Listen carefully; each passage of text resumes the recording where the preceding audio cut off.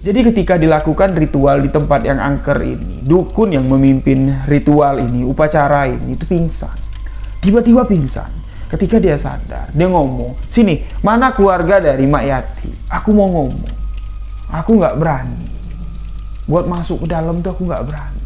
Loh, memang siapa yang nyuruh Mbah masuk? Udah, aku disuruh masuk ke dalam. Yang nyuruh Mbah masuk siapa? Emakmu, dia bilang. Nah, jadi orang-orang yang ada di sana itu kaget. Astagfirullahaladzim. Makku yang mana? Mak Yati yang nyuruh aku masuk. Astagfirullahaladzim. Orang-orang yang ada di sana tuh pada histeris. Bismillahirrahmanirrahim. Assalamualaikum warahmatullahi wabarakatuh. Halo sahabat sebuah kisah misteri. Kembali lagi bersama saya, Rio Wijaya. Terima kasih untuk sahabat yang telah mendengarkan kisah misteri yang saya ceritakan. Terima kasih juga untuk sahabat yang selalu memberikan dukungan, memberikan support agar channel ini dapat berkembang. Untuk sahabat yang baru bergabung, baru mendengarkan kisah misteri yang saya ceritakan, sahabat boleh mengklik tombol subscribe dan jangan lupa aktifkan notifikasi loncengnya agar tidak ketinggalan video-video sebuah kisah misteri selanjutnya. Sahabat juga bisa memfollow akun Instagram saya Rio.Wijaya91 karena di Instagram saya sering live untuk menceritakan kisah-kisah misteri. Dan di sebuah kisah misteri kali ini saya akan menceritakan kisah dari kiriman sahabat yang berada di Jawa Tengah, menceritakan nenek yang berusia 65 tahun dinyatakan hilang selama 3 hari.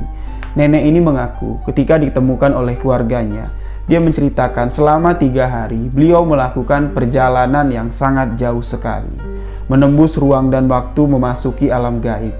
Jadi bagaimana kisahnya? Simak hanya di sebuah kisah misteri.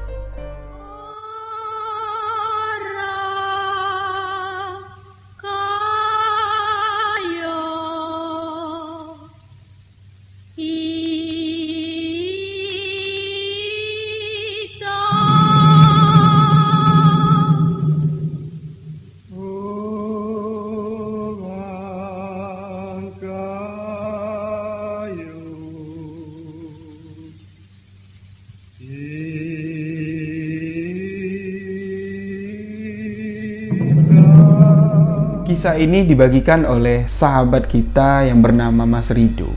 Beliau menceritakan kejadian ini terjadi di tahun 2011 yang lalu. Orang yang mengalami kisah ini, mengalami kejadian ini adalah adik dari almarhumah nenek Mas Rido ini. Mas Rido bilang, sebut saja dengan nama Mak Yati. Di tahun 2011, Mak Yati ini sudah berusia 65 tahun. Walaupun usianya sudah nggak muda lagi, Mas Rido bilang, tapi Mak Yati ini masih kuat, masih sering melakukan aktivitas di luar rumah. Kegiatan sehari-hari Mak Yati ini, dia ngangon 5 ekor sapi. Jadi pagi dia ngelepasin sapinya, dibawa ke tempat ini ya, ke kebun, ya, cari makan sendiri di sana. Nanti sore nanti sekitar jam 4, sekitar jam 5 sore, Mak Yati ini akan kembali ke tempat dia melepas sapi-sapinya. Barulah sapi itu digiring, dibawa kembali masuk kandang. Setiap hari, kegiatan Mak Yati seperti itu. Beliau memiliki 1 orang anak perempuan yang diberi nama Yati. Jadi orang-orang pun mengenalnya dengan nama Mak Yati. Nah, Mas Rido bilang, orang-orang kampung, warga-warga setempat, mengenal Mak Yati ini adalah seorang wanita yang pemberani. Bahkan ada satu kisah ya. Pada malam hari sekitar jam 11 malam, Mak Yati ini masih keliling desa, bawa senter ya, nyari sapinya yang nggak pulang-pulang. Orang-orang bilang, ya udahlah Mak, sapi itu nggak bakal hilang, nggak bakal kemana-mana, besok juga bakalan ketemu. Kok yo Mak berani sekali keluar masuk hutan sendirian malam-malam? Mak Yati cuman bilang, yo memangnya kenapa? Nggak ada yang mesti ditakutin. Jadi orang-orang salut lah ya dengan keberanian dari Mak Yati ini. Mak Yati ini memiliki 1 orang cucu. Di tahun 2011, cucu dari Mak Yati atau anak dari si Mbak Yati ini meninggal dunia. Cucunya ini laki-laki bernama Putra, Mas Rido bilang. Jadi di usia 12 tahun gagal ginjal dan akhirnya meninggal dunia. Nah, jadi pada suatu hari, karena Mak Yati ini kan udah nggak muda lagi, anaknya Yati pun ngomong lah sama emaknya, "Mak, yowis lah mak. Mak sekarang udah umur," dia bilang. "Sapi-sapi yang mak punya nih udah jual aja lah. Ambil duitnya, mak berangkat pergi haji." Ketika Mbak Yati mengatakan hal seperti itu kepada emaknya ini sedih. Dia ngomong, "Aduh, Nduk, kalau sapi-sapi ini mak jual, siapa lagi yang jadi temen mak main? Putra udah ndak ada lagi yang jadi teman mak main.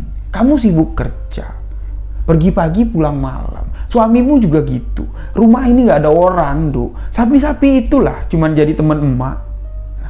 Lalu Mak Yati ini dulu pernah berjanji kepada almarhum putra yang sudah meninggal, "Nanti Le, kalau kamu sudah lulus sekolah, nanti emak yang belikan kamu sepeda motor." Nah, jadi putra ini manggil Mak Yati ini bukan nenek ya, melainkan emak. Nah, jadi Mas Rido bilang tahun 2011 Mas Rido berusia 30 tahun. Dia sering datang menemui Mak Yati bersama ibunya Mas Rido karena adik-beradik dari almarhumah neneknya Mas Rido ini semuanya sudah meninggal. Mas Rido bilang ada 4 orang, yang hidup tuh tinggal Mak Yati sendiri, yang lainnya sudah meninggal. Jadi itulah ya, keluarga dari sebelah neneknya Mas Rido itu yang tersisa. Keluarga Mas Rido pun prihatin sekali dengan keadaan Mak Yati. Tapi Mak Yati ini nggak mau. Beberapa kali dipujuk sama ibunya Mas Rido, "Mak, ayolah ikut kami. Mbok ya sekali-sekali lah nginep di rumah saya. Ini kan Rido kan cucu kamu juga." Nah, Mak Yati bilang, "Ya ndak usah lah, nanti ngerepotin. Kalau aku nginep di rumah kamu, siapa yang ngangon sapi aku? Emang Rido mau ngangon sapi aku?"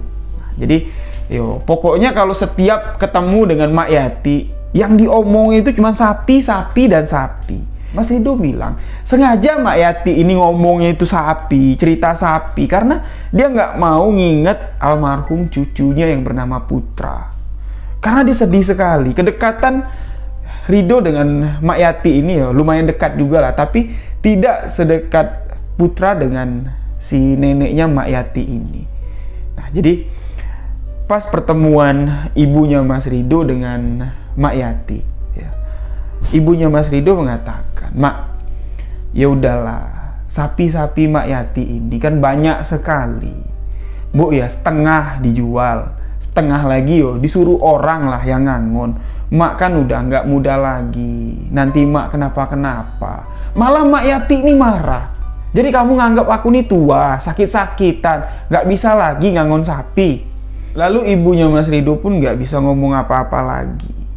Nah, di sini pada suatu hari di tahun 2011, sebuah kejadian yang menggemparkan warga pun terjadi kepada Mak Yati. Hari itu Mak Yati ini seperti biasa.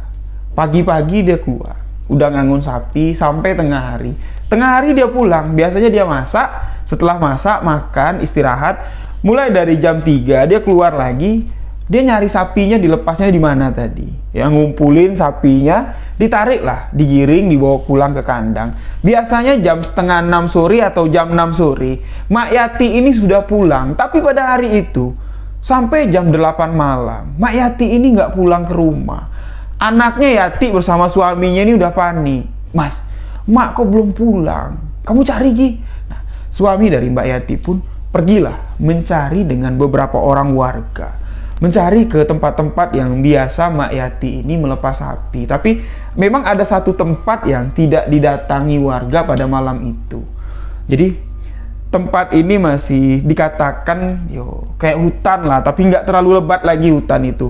Di sekelilingan tempat itu sudah ramai lah, ada beberapa rumah penduduk. Cuman di tempat itulah warga nggak berani datang malam-malam, karena tempat itu memang boleh dikatakan lah salah satu tempat yang paling angker di desanya. Salah satu warga bilang, "Mas, kalau sampean mau cari Mak Yati ke dalam, aku nggak berani ikut lah. Sampean aja yang nyari sendiri. Aku tunggu di sini." Suami dari Yati pun ngomong, "Ndak lah, kalau masuk ke dalam, yuk kita cari tempat lain aja." Akhirnya pun mereka mencari di beberapa tempat yang biasa. Warga melihat Mak Yati ini ada di sana bersama sapi-sapinya. Nah, setelah pencarian beberapa jam, Mak Yati ini nggak pulang-pulang, tapi sapi dari Mak Yati ini bisa pulang sendiri. Jam 11 malam, gerombolan sapi milik Mak Yati ini pulang mendekati rumah dan masuk ke kandang. Di sini membuat Yati semakin histeris. Dia takutnya gini, emaknya ini tiba-tiba sakit, ya. Amit-amit lah ya, terserang jantung atau sakit lain lah ya, nggak ada yang tahu karena dia ini suka main di tengah hutan. Itulah kekhawatiran yang ada di hati Yati, kekhawatiran yang ada di hati ibunya Mas Rido.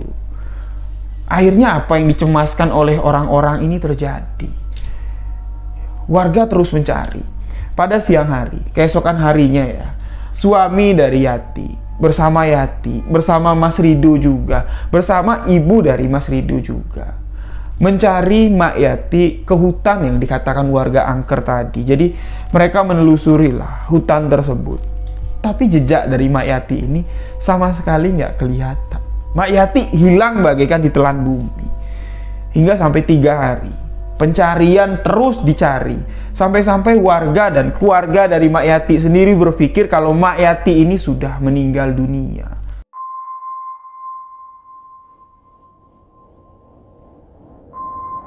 Cuman Yati lah yang memiliki firasat kalau emaknya itu masih hidup. Jadi sampai 3 hari warganya udah bingung nyari Mak Yati ini kemana. Bahkan sempatlah diadakan beberapa ritual dengan mendatangkan orang pintar, mengadakan ruwetan untuk mencari di mana sebenarnya Mak Yati ini. Ya kalau memang meninggal seperti apa yang dipikirkan warga, mintalah ditemukan jenazahnya. Tapi kalau Mak Yati ini masih hidup, mintalah segera pulang ke rumah. Jadi diadakanlah ritual di beberapa tempat yang dicurigai lah ya, memiliki energi-energi negatif. Tempat yang angker sebagai tempat yang memiliki kekuatan lah ya, kekuatan magis yang bisa istilahnya membawa orang lari lah ya, nyulik orang lah gitu. Jadi diadakanlah beberapa ruwetan, dan ketika diadakan ruwetan di tempat yang angker, orang yang memimpin acara, dukun yang memimpin acara ini tuh sempat pingsan. Kurang lebih sekitar 15 menit dia nggak sadar. Ketika dia sadar, dia ngomong, "Sini, mana keluarga dari Mak Yati? Aku mau ngomong." Jadi dukun ini ngomong lah. Kebetulan di situ ada ibu dari Mas Rido. Mas Rido nggak ada ya. Ngomong lah. "Aku nggak berani. Buat masuk ke dalam tuh aku nggak berani." Loh, memang siapa yang nyuruh Mbah masuk? Enggak, aku disuruh masuk ke dalam. Yang nyuruh Mbah masuk siapa? Emakmu, dia bilang. Nah, jadi orang-orang yang ada di sana itu kaget. Astagfirullahaladzim. Emakku yang mana? Mak Yati yang nyuruh aku masuk. Astagfirullahaladzim. Orang-orang yang ada di sana tuh pada histeris. Loh, kok Mak Yati? Ya nggak mungkin lah Mak Yati ada di dalam. Kalau Mak Yati ada di dalam, sewaktu kita nyari itu Mak Yati pasti ketemu. Loh, dukun ini ngomong, ya bukan itu yang aku maksud. Mak Yati itu sudah ada di alam lain. Mendengar apa yang dikatakan Mbah Dukun kalau Mak Yati ini sudah ada di dimensi yang lain, Yati pun histeris nangis. Dia nganggap kalau maknya ini benar-benar sudah meninggal dunia. "Tolonglah Mbah, walaupun makku sudah mati, tolong Mbah, ketemukan jenazahnya." Si Mbah bilang, "Enggak, Nduk, makmu masih hidup. Aku lihat makmu tuh masih hidup. Makmu nyuruh aku masuk. Yo kalau aku masuk, aku nggak bakal bisa keluar lagi." Nah, jadi Mbak Dukun ini tuh belum menjelaskan dengan detail sebenarnya apa yang terjadi. Barulah ketika Mbak Dukun ini sudah agak tenang, mereka sudah pulang ke rumah, sudah nggak berada di lokasi hutan yang angker ini lagi. Barulah Mbak Dukun itu duduk tenang, duduk bersila. Dia mulai lagi menceritakan sebenarnya apa yang terjadi kepada Mak Yati. Dia menceritakan ketika dia melakukan pertukaran energi, ya istilahnya seperti kontak batin lah ya, dengan penghuni yang ada di sana, dengan dimensi yang ada di hutan itu. Dia disambut dengan sosok tua yang mirip dengan Mak Yati, tapi yang menyambutnya ini itu adalah penghuni gaib yang menyerupai Mak Yati. Disinilah si Mbah Dukun ini bertanya, "Loh kok kamu bisa menyerupai Mak Yati?" "Saya datang ke sini meminta izin untuk bertanya." Mbak Dukun bilang, "Saya ingin bertanya, di mana keberadaan Mak Yati. Kalau memang benar Mak Yati ada di sini, sampaikan, suruh pulang. Anak dan keluarganya menunggu. Nah, sosok yang menyerupai Mak Yati ini tiba-tiba berubah menjadi anak kecil. Anak kecil yang palingan berusia 8 tahun lah.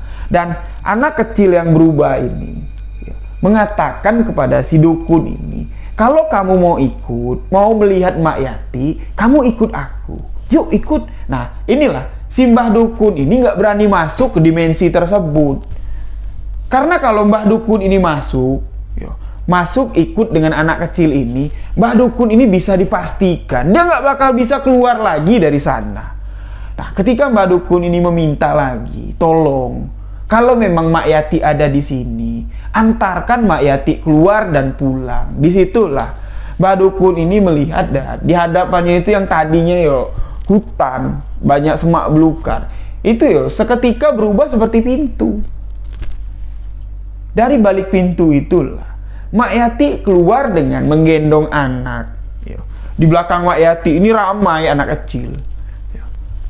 Melambaikan tangannya seolah-olah memanggil si Mbah Dukun, sini masuk. Tapi Mbah Dukun ini dia ingat kalau dia ini sedang melakukan pertukaran energi kalau dia melangkah masuk ke sana, otomatis dia akan meninggalkan alam yang ditempati Mbah Dukun sekarang.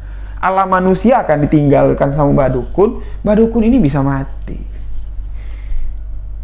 karena kekuatan mistis yang ada di tempat itu tuh, dia bilang sangat besar sekali. Disitulah Mbah Dukun cuma bisa melihat kalau Mak Yati ini memang benar ada di sana. Mak Yati masih hidup, Mak Yati belum meninggal. Mak Yati di sana ngasuh anak jin yang banyak sekali. Nah, jadi setelah mendengarkan apa yang dikatakan oleh Mbah Dukun ini, Mbah Dukun sudah nyerah. Ibu dari Mas Rido bilang begini, wis, kalau memang apa yang dikatakan si Mbah ini benar, Mak masih hidup, kita coba ikhtiar dengan cara lain. Nah, jadi ibunya Mas Rido ini punya ide, gimana kita datangkan ustadz saja. Nah, dukun itu pun setuju. Bahkan yang merekomendasikan ustadz untuk memanggil Mak Yati pulang itu si Mbah Dukun ini. Wes, kalau mau kayak gitu kita adakan ruwetan lagi. Kita panggil Pak Kiai. Yuk, aku bawa Pak Kiai besok. Nah, akhirnya pada keesokan harinya dilakukan lagi satu ruwetan, yang mana seorang kiai datang ke sana dengan beberapa orang santrinya membawa alat seperti alat marawis Jadi acara ruwetan kali ini berbeda dengan dilakukan oleh Mbah Dukun kemarin, yang mana kalau Mbah Dukun kemarin pakai kemenyan, pakai sesajen, namun Pak Kiai ini di sana tuh malah memainkan alat marawis sambil bersolawat dengan lantunan yang sangat merdu sekali. Nah, jadi warga pun kumpul menyaksikan apa yang terjadi. Di hadapan Pak Kiai ini memang semak belukar. Jaraknya kurang lebih sekitar adalah 20 meter. Di situ ada pohon yang sangat besar sekali. Di pohon itulah diyakini warga itu adalah kerajaan gaib, kerajaan jin yang sangat ganas sekali. Kalau sembarangan orang melakukan sesuatu di hutan tersebut, nebang pohon, kencing sembarangan di dalam hutan, main di hutan itu sore-sore, pulangnya pasti terjadi sesuatu. Kalau nggak demam pasti kesambet.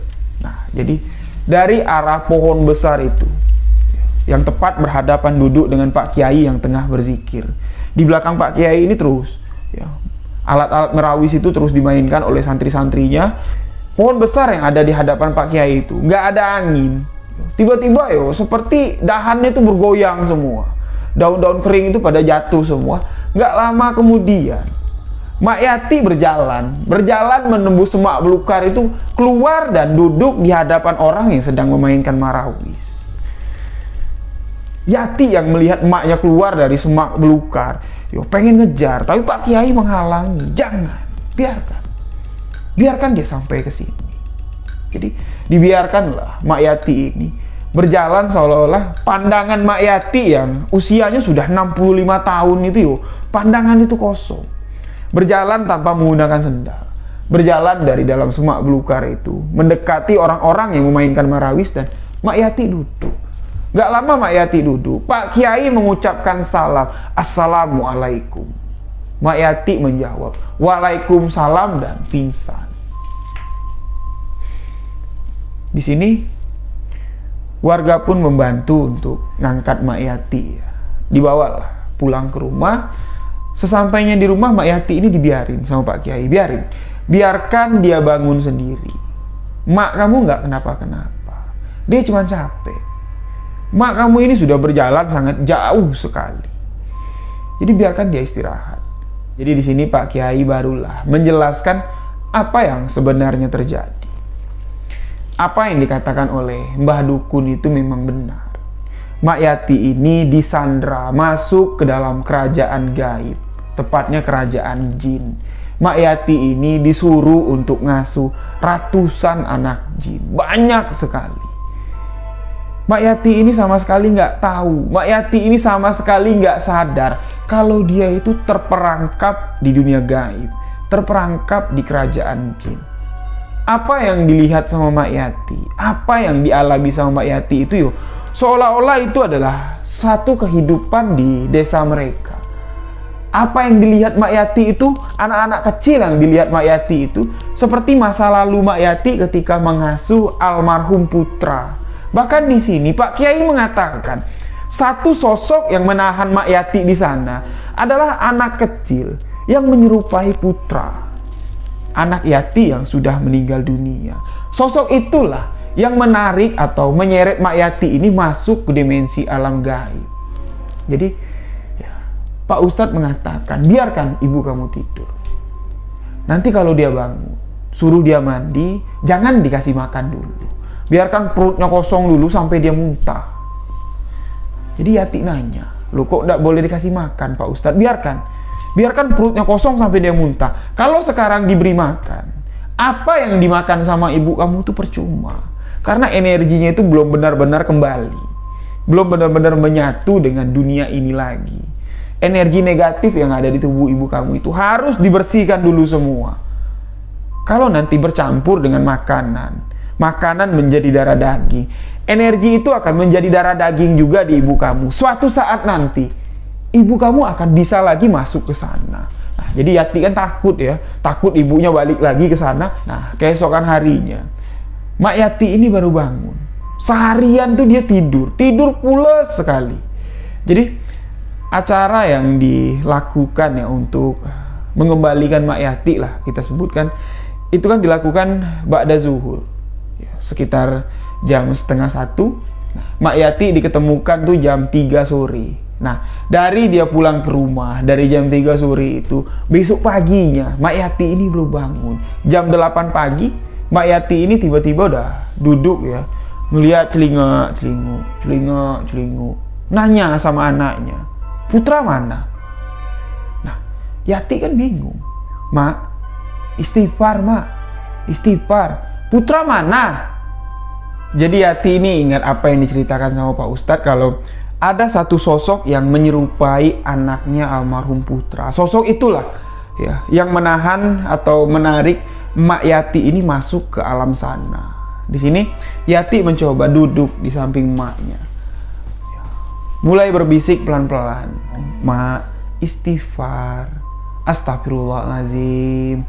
Ya, sambil dibimbing sama Yati, astagfirullahaladzim, putra mak udah meninggal. Anak mak, putra udah meninggal. Istighfar mak, astagfirullahaladzim. Dan akhirnya Mak Yati pun pelan-pelan ngikut. Astagfirullahaladzim, astagfirullahaladzim. Barulah Mak Yati ini nangis sejadi-jadinya. Astagfirullahaladzim, astagfirullahaladzim. Dan dia pun muntah. Wah! Tapi yang dimuntahin sama Mak Yati ini gak ada isinya, cuman kayak angin. Karena energi negatif yang ada di tubuh Mak Yati ini kan mulai keluar. Dan Mak Yati pun barulah diperbolehkan mandi. Disuruhlah mandi sama anaknya, disiapkan makan. Selesai Mak Yati ini mandi, selesai Mak Yati ini makan, barulah Yati bertanya kepada emaknya, Mak tuh dari mana? Kami tuh yuk khawatir sekali. Kami pikir mak sudah mati. Di sini Mak Yati menceritakan semua kronologi kejadian yang dialaminya. Mak Yati mengingat semua, bahkan apa-apa yang dilakukan Mak Yati di dunia gaib itu, dia masih mengingatnya semua. Bahkan dia tahu kalau ada orang yang menjemputnya menggunakan belangkon, dia tahu, ya itulah ya, dukun yang mencoba untuk menjemput Mak Yati kemarin, yang si dukun ini nggak berani itu yo. Mak Yati itu melihat. Nah, jadi Mak Yati menceritakan pada hari dia hilang itu, ya, dia seperti biasa keluar dari rumah jam 3 sore. Dia pergilah masuk hutan itu, yang mana hutan itu kan orang-orang lain tuh nggak berani masuk ke sana. Selain hutan itu yo, semak belukar, banyak duri-duri. Hutan itu tuh kan angker. Ya cuman Mak Yati dengan sapi-sapinya lah yang berani masuk ke sana. Jadi Mak masuklah ke sana. Seperti biasa, Mak panggil lah sapi-sapi itu. Mak carilah sapi-sapi itu main di mana. Tapi ketika Mak melewati batang besar, Mak melihat di situ ada putra sedang duduk main dengan kawan-kawannya. Nah, Mak kaget. Nah, putra manggil, "Mak, sini, sini." Disitulah Mak masuk, mengikuti sosok yang mirip sama almarhum putra. Mak pikir itu putra, yuk mirip sekali. Mak pangling. Nah, aku masuk ke sana. Aku mengikuti putra berjalan bersama teman-temannya. Aku diajak masuk ke sebuah rumah yang sangat besar sekali. Di rumah tersebut, teman-teman putra ini banyak sekali. Ada yang masih kecil, ada yang seumuran putra, bahkan ada yang masih digendong. Yang ada di sana, anak kecil yang banyak sekali. Aku pikir itu panti asuhan. Yang ada di sana tuh cuma 2 orang. 1 orang laki-laki yang bertubuh besar dan 1 orang wanita. Nah, wanita itu sudah menggendong anak kecil. Nah, dia mengatakan, "Oh, ini adalah rumah putra yang baru. Putra tinggal di sini sekarang, Mak." Jadi, aku mendengar apa yang dikatakan putra pun, yo aku senang. Yo aku ikutlah sama putra main di sana sama teman-temannya. Tapi aku rasa kok cuma sebentar. Kok yo kamu bilang aku udah 3 hari ngilang. Jadi Mak Yati ini ya, masuk ke alam gaib itu kan sudah 3 hari. Tapi yang diingat sama Mak Yati, yang dialami sama Mak Yati itu cuman sebentar, dia bilang. Dia nganggapnya yo palingan cuman beberapa jam saja. Lalu salah satu teman putra yang kecil manggil aku, "Mak, ada teman Mak nyari." "Di mana tuh?" "Teman Mak nyari di sana." Yo itulah, aku melihat orang yang pakai belangkon duduk nyari aku. Terus aku suruh masuk, orangnya ndak mau. Nah, jadi setelah kejadian ini, Mak Yati pun sadar kalau apa yang dialaminya ini sudah ndak wajar lagi, dia bilang.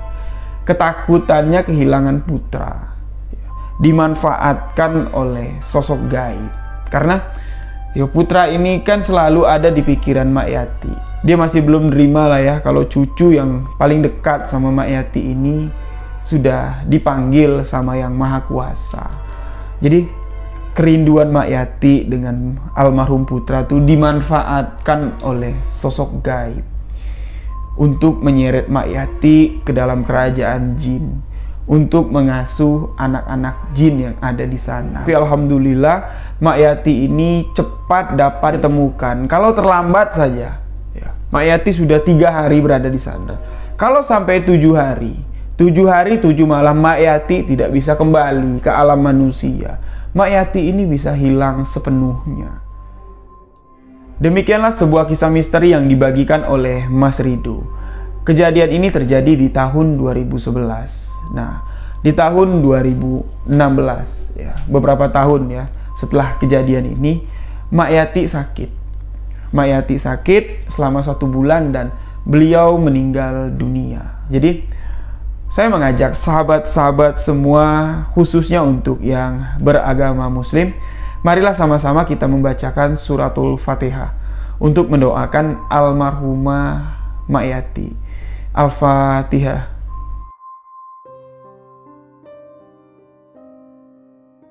Terima kasih untuk sahabat-sahabat semua. Mudah-mudahan almarhumah bisa tenang di sana, mendapat ampunan dosa, diberikan tempat yang layak di sisi Allah Subhanahu wa taala. Amin amin ya rabbal alamin. Di sini saya akan sedikit mengulas cerita yang akan dibagikan oleh Mas Rido menurut pandangan saya. Jadi sebenarnya Mas Rido ini memiliki sebuah pendapat ya, yang ditanyakan kepada saya, benar nggak Mas, kejadian ini tuh terjadi karena kesalahan dari Mak Yati masuk ke dalam hutan yang angker itu, ngangon sapi di sana. Jadi penghuni yang ada di sana tuh marah karena Mak Yati ini atau sapi-sapi Mak Yati ini memakan tumbuhan di sana. Pendapat dari Mas Rido seperti itu. Mak Yati ini diganggu oleh sosok raja jin yang ada di sana karena kesalahan dari Mak Yati, atau Mak Yati ini melakukan sebuah kesalahan. Tapi kalau pribadi saya melihat dari kisah yang dibagikan oleh Mas Rido ini berbeda pandangan. Menurut saya, almarhumah Mak Yati di tahun 2011 itu sama sekali tidak melakukan satu kesalahan pun di tempat angker itu. Yang kedua, Mak Yati ini sama sekali tidak takut dengan namanya makhluk gaib. Saya bisa mengatakan seperti itu kenapa? Karena di awal cerita Mas Rido menuliskan, Mak Yati ini pernah masuk ke dalam hutan ya, sekitar jam 8 malam nyari sapinya. Beberapa warga bilang, "Mak, ngapain nyari sapi di situ malam-malam? Nggak takut apa?" Mak Yati bilang, "Apa yang harus ditakutkan?" Nah, di situ kita bisa mengambil gambaran kalau Mak Yati ini sama sekali tidak takut dengan hal-hal yang seperti itu. Orang-orang yang tidak takut dengan hal-hal seperti itu adalah orang-orang yang memiliki keyakinan, memiliki keimanan yang sangat besar. Yang harus ditakuti itu cuma Allah, bukan sosok makhluk gaib. Di situ saya dapat menyimpulkan satu poin. Ya. Yang kedua, saya tidak yakin kalau Mak Yati ini melakukan kesalahan seperti apa yang dikatakan oleh Mas Rido. Mak Yati ini sengaja diculik oleh sosok makhluk gaib yang ada di sana. Karena pertama gini, Mak Yati ini memang orangnya penyayang sekali dengan anak kecil. Yang kedua, ketika Mak Yati berada di hutan tersebut, setengah dari jiwa Mak Yati ini penuh dengan kerinduan almarhum putra. Yang ada di pikiran Mak Yati itu, kenapa terlalu cepat kamu meninggalkan aku? Yang ada di pikiran Mak Yati itu cuma putra. Dia mengingat, waktu dulu ya, waktu aku sama putra, aku ngangon sapi di sini. Jadi di tengah hutan itu, ya boleh kita katakan, Mak Yati ini menghayal kenangan masa lalu. Dulu aku di sini nih, aku duduk sama putra. Aku main sama putra, aku nyari sapi, putra nunggu di sini. Jadi selama Mak Yati ada di hutan angker itu, pikirannya itu kebayang putra. Akhirnya kesempatan ini dimanfaatkan oleh raja jin yang ada di sana untuk menarik Mak Yati masuk ke dalam kerajaan jin dengan mengubah salah satu wujud anaknya yang menyerupai putra. Karena makhluk jin ini wujud dan rupanya itu bisa berubah-ubah. Ini bisa kita ambil pelajaran juga ya, perjalanan dari almarhum Mak Yati ini. Ketika kita berada di tempat-tempat angker, ya, kita janganlah pernah membayangkan sesuatu hal yang sudah terjadi. Kita menghayal di sana tentang sesuatu yang nggak bakal mungkin terjadi lagi lah. Putra kan nggak bakal mungkin lagi ada di hutan itu. Putra sudah jelas-jelas meninggal. Kenapa pada saat itu Mak Yati membayangkan itu, tiba-tiba wujud putra tuh ada di sana? Sesuai dengan apa yang dibayangkan Mak Yati, putra sedang main. Lalu Mak Yati ini pun terbawa suasana dan masuklah ke sana. Jadi ingat, untuk sahabat-sahabat semua, ketika kita berada di tempat-tempat seperti itu, jangan pernah kosongkan pikiran, jangan pernah mengisi pikiran dengan kenangan-kenangan yang tidak akan terulang lagi dan tidak akan bisa terjadi lagi. Itu pamali sekali. Kalau perlu dan kalau bisa, di tempat-tempat seperti itu, isilah hati kita dengan zikir. Kita bersalawat, jangan sampai kosong. Karena apa? Yang pertama kali diganggu oleh energi negatif itu dimulai dari hati. Ketika hati kita kosong, energi itu bisa masuk. Bukan tubuh kita yang dimasuki oleh energi itu, bukan. Tapi dari hati. Ketika hati kita sudah dimasuki oleh energi seperti itu, semuanya itu bisa dilakukan oleh makhluk gaib. Tapi ketika hati kita tidak bisa dimasukinya, menyentuh kita pun mereka tidak akan bisa. Nah, jadi demikianlah sebuah kisah misteri kali ini. Semoga bisa kita ambil sedikit hikmah dan pelajaran dari kisah ini. Untuk sahabat-sahabat semua yang memiliki kisah misteri bisa kirimkan ke alamat email sebuahkisahmisteri@gmail.com. Insya Allah nanti akan saya bawakan. Nah, demikianlah sebuah kisah misteri kali ini. Mohon maaf jika ada salah-salah kata. Saya Ari Wijaya mengucapkan wabillahi taufiq wal hidayah. Wassalamualaikum warahmatullahi wabarakatuh. Salam sebuah kisah misteri.